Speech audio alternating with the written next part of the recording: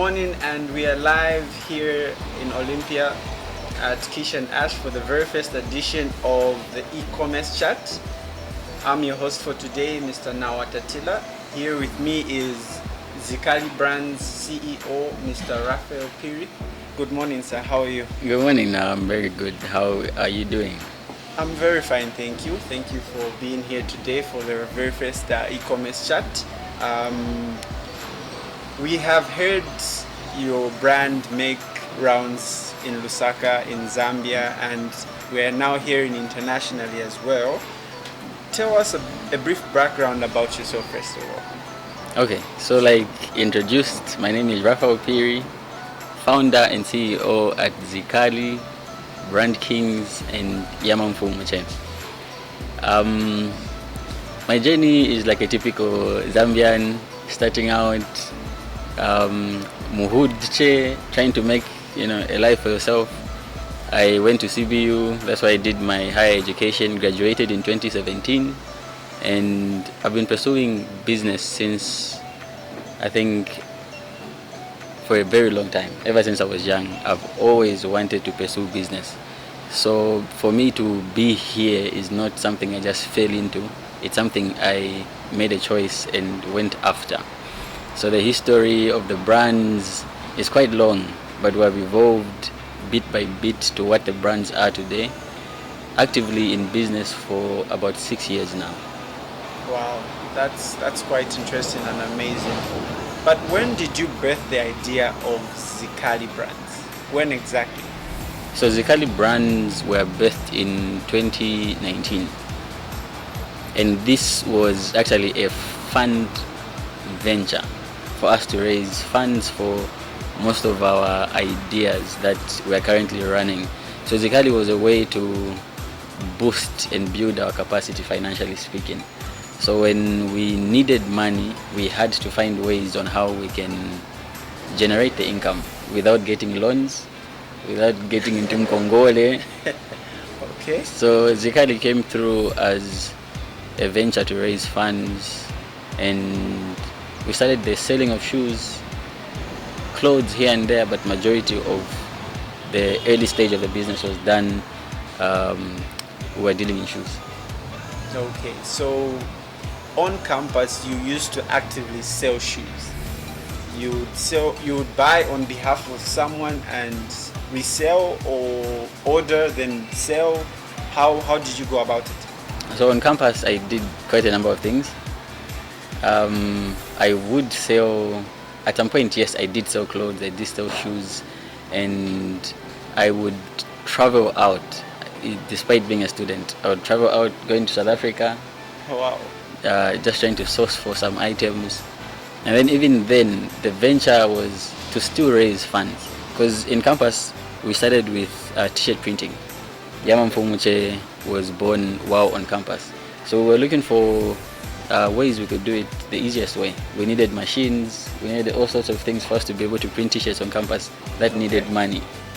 So for us to raise funds and actually just be in a position where we could run the printing business on campus, we needed to buy machines, we needed to put a few things in place. So I would once in a while travel to South Africa, get some clothes, get some shoes, come and sell on campus. I would come to Lusaka, and I would leave school at 04. Wow. Get on a bus. I'll be in Lusaka by 10, get whatever it is I need. By then there were no curfews for buses. So I'll be back on a bus at 16, back on campus by midnight. And the following day, it's business as usual. It's business as so usual. The hustle is real. Okay, so but then the question will be as well, how did you decide to use the term Zikali? Is it okay? We usually hear locally people say Nimukali, So you are good at particularly something. So is that what you wanted? How did you choose Zikali? For Zikali, I wanted it to represent what we basically do. Okay. So for the shoe business, I did not go for the common stuff that people are getting. We wanted to stand out, so we're bringing in something nice, classic, and ile nyakati chama chapati. So when Okay. time came to give it a name, because initially it was legit shoes, Oh. but then it just sounds nyakumayadi Bushy. mayadi. Yeah, it sounds So bushy. for us It's to not be relatable. yeah, we decided for me personally, I decided let me change the name to something local, something people can resonate to. So I sat down, then I realized, okay, the stuff we deal in ni vikali cheveka. Okay. So we decided to call it Zikali. Of course, the few people I shared the name with, they were not for the idea. They thought, seemed like a motion. But I knew that it stands for what it stands. So eventually people would catch on. And the name Zikali was adopted No. until now. So then there's Yamafumuche. Yes. Yamamfumuche initially also was for kings only. For kings only. For kings only. So it's where we just wanted to reach out to people and tell them there's a king in you, there's a queen in you, and we just wanted to remind people that you can do anything, you are of value. And I think that was 2017 Okay. when we translated it with my partner Xavier, No. because there was a time where in Zambia when wanabamba kumbera mushe, like this is Zambian music, hip hop. Those are the times when you would be hearing when Makitu, when Andani, like that's when people were So that's when people were beginning to fall in love with our own culture. So we decided let's translate it from English to Nyanja. No. So the translation basically led us to Yamamfumuche. No. And people loved it, people bought into it. To date, people still love the brand. Okay. So we're here and we're supposed to have an e-commerce chat. Mm-hmm. So when did you first hear about e-commerce? Well, e-commerce, I think not really the term e-commerce, but just how the internet is. Yes. I think that's where the e-commerce is birthed from. The internet, for me personally, I've lived pre-internet and post-internet, where we just used to hear of cool internet. Now you can go browse, you can go check for shiny. Yes. And the era where I think in my high school days we had our bragging rights where you meet somebody in the evenings on a good way, naenda pa cafe, when you station. Yes. I'm just going to check out my mail. You're just going to check check your mail. So it was a new thing, and I remember life before the internet and how everything was conducted, and then after the internet. Okay. And for me, I feel the internet is like the eighth wonder of the world. Yeah. It has brought about a huge change.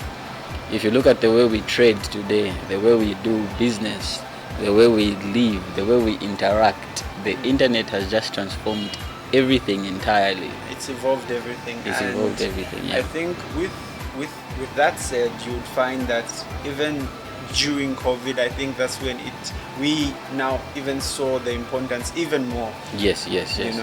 So during the COVID pandemic, I think a lot of people realized that despite us being separated, despite me not being able to go into town, I can still get something delivered to me. I can still interact with all these platforms and still do business.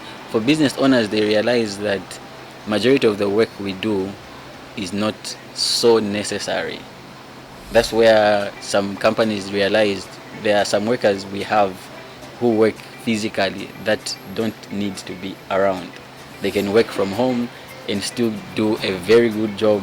Then they realized companies can actually function more efficient with less people around.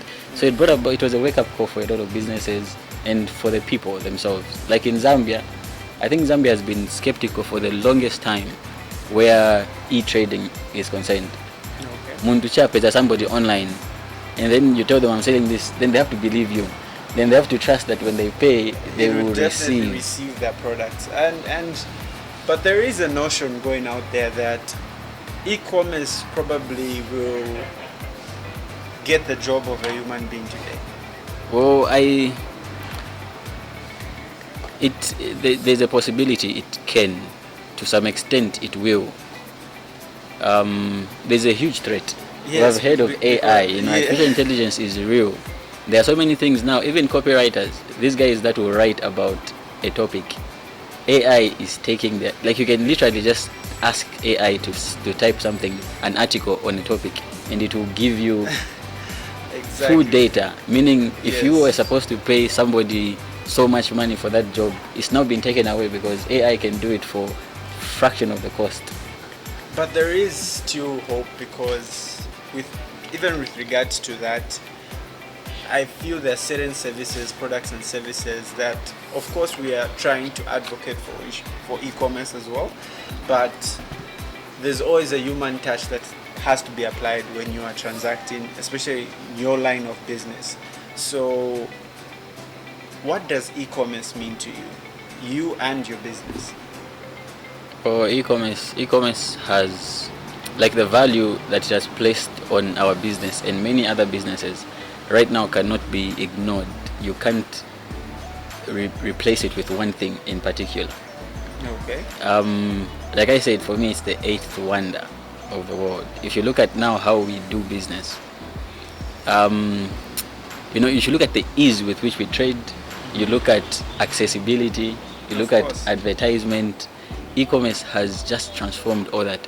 If you look at the time before the internet, our parents who were businessmen and businesswomen, the challenge they went through, or the hassle they went through to get their products out there, to get their business known, you had to go to TV stations, you had to go to radio stations, you had to advertise in newspapers just for people to know about you. If you don't do that, the only people that know about you are those in your locality. And if you do a good job, then maybe people around them, somewhere else, wherever you are, they recommend you, then they know about you.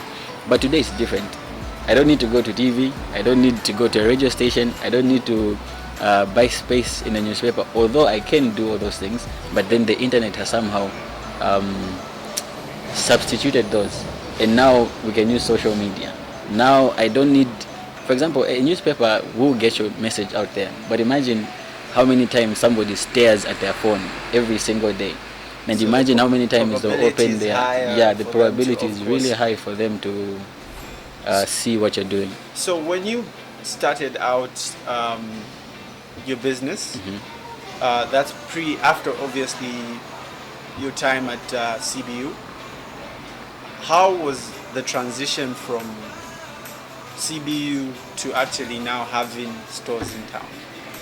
Okay, so for the transition for me was pretty easy because while on campus I was still doing business.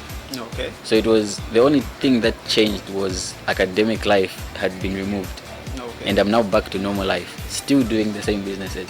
So I didn't go from graduation, then I stay home, and then I try to find what to do or I apply for a job. I just went straight from graduating into full-time business and growing on everything that we had started. So while on campus, we bought some machinery, we bought some studio equipment. So when we left school, it was just about utilizing everything that we had put in place. So transitioning into the industry was pretty easy. I remember coming straight from university to staying on my own with a friend and having to meet rentals and all that stuff because the capacity had been built earlier on. So now coming into the industry, it was quite easier. And now on campus, I had a room where I could do the business from. But now in the industry, you need a physical location. So now you need to grow into paying rentals and finding a good location. So it wasn't, it was challenging, but it was more smoother because I had started it initially. Okay. So now, when did you start taking advantage of probably the internet to do your business? Maybe the Facebooks, the WhatsApps, the Instagram. When did you start to use these platforms? And as you started out using these platforms, did your sales increase in any certain way? Of course they would have, but at the point of you using those platforms. So for I can't pinpoint when exactly we started using the social media platforms, but I had an account with Facebook for a long time. Okay. So whatever it is I was doing, I would upload it to my personal account. Okay. And that was more of like a window into what possibilities are there. Just having somebody to look at what you're doing and they say, I want this. Where can I find this? And then it starts to open up your mind to say, if people on this platform would love this, it means there's a possibility even more people would want it. And then Facebook introduced Facebook pages and all that stuff. Then we created a page. Facebook introduced ads where you could advertise using their platform and target people you want to reach. And we had products that people loved already, people were interested in already. So when Facebook introduced ads and pages, we decided, let's give it a try. Let's advertise and see what happens. And by then, advertising was pretty cheap. For $1, you could get massive response. You could boost your page for likes and all of those things for very little money. So the first time we did our ads, the response was overwhelming, because at that point, there were very few people doing it. And in our field, we were very few people. So bringing a brand that people would love to support and then having to advertise it so much that they see it everywhere on social media just gave them, I want to be a part of this, let me get this. So the response from people was them actually buying the products that we had. So from the onset, when we started using social media for ads and whatnot, the response was almost immediate for us.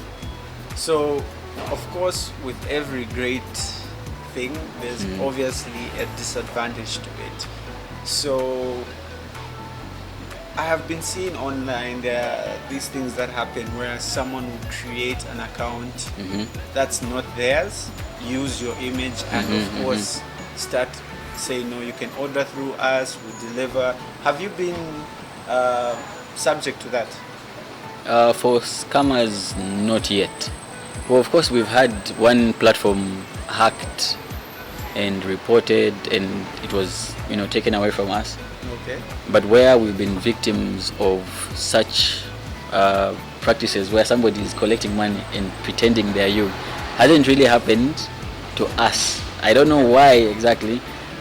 Whether it's because of our uniqueness, or maybe we have somehow a system of distribution where we're able to say, when somebody wants to order something or get something, the option is given to them. Are they able to just counter check and say, can I really trust this source? So it doesn't really happen to us, but a lot of people have fallen victim to to such vices. Okay. And coming to think about all your transition from CBU to town, how you took advantage of the internet to obviously grow your business. Where do you see your business in the next coming years? So with the internet around, if it doesn't give up when it's in crash, with the internet around, I think the possibilities are endless. Yes. Because if we look at like earlier I gave you an example of how our parents traded compared to how we're doing business today. There's a very huge difference. If you look at how long it took our parents to build something, the results they got in, let's say, 5 to 10 years, today you're able to get them in under a year. We have seen people start from literally nothing and then grow with the power of social media and the internet in a year to something you never would have imagined. So now imagine what you can do after having a track record and people can see how reliable, efficient you are. Then what happens in the next 5 years if you remain consistent? What happens in the next 10 years? I feel the growth can only be exponential going forward. No, that's really inspiring to have a local story, and obviously we've discussed a lot about e-commerce, its advantages, its disadvantages. So of course we're living in a digital age right now where everything is digital, from the products and health services, networking services. What other steps do you think should be taken? Of course, we've heard a lot of stories about scammers now. Aside from those making accounts on Facebook, on social media, but they're now even sending messages to our cell phones, our personal cell phones, and to my in the Paka booth and all those stories, we are hearing them. So what steps do you think should be taken to prevent such things from going out of hand, you know, the mismanagement of e-commerce, you know? Okay. So for the mismanagement of e-commerce, I think it's a complex topic. Okay. And then looking at how people are getting scammed, how people are falling prey to such schemes, will eventually lead back to you as an individual. While we would want authorities to come in and put measures in place, it begins with you. Okay. Being in a position where you are well informed about how e-commerce is working, about how people are using every scheme. There are people who sit every single day to find a way they're going to scam you of your money. Yes. Those guys that will send you messages, you can imagine they sit the whole day, they're sending out messages, they're calling people, and they're doing all these things. And there are people who are falling prey to that every single day. So now to prevent yourself from being victim to that, it means you have to be very knowledgeable about what scammers are doing. So from the individual perspective, what are you doing to research on the dangers, on the schemes that people are using? And then when it comes to authorities, like here in Zambia, we've seen how scammers have been scamming, and only very few, a handful of them have been actually brought to book. And you discover it was a mistake that many of them made that led to them being brought to book. But then there are many more people out there who haven't yet been caught. There are people who even interact physically with them, yet they're still out there doing it day in, day out. Exactly. So there's a lot that has to be done from authorities, from us, the individuals. But the best way you will safeguard your resources is by being informed as an individual. So that no matter what direction these guys take, you're able to proof check. Is this real? Is this, and you know, one of the easiest proofs you will have is if it's too good to be true. Yes. If somebody is going to give you free money, if somebody is going to tell you, I might pass it take a 5 pin, so pass 100 pin in the next 4 days, then you know there's something fishy going on. Definitely. Well, that brings to an end our very first e-commerce chat. I'm your host for today yet again, Nawate Taylor. We've been privileged to have Zikali Brand CEO, Mr. Raphael Phiri, and we are in the heart of Olympia at Kisha and Ash. Please come through, have a drink, have a bite with your family and friends. Thank you and goodbye.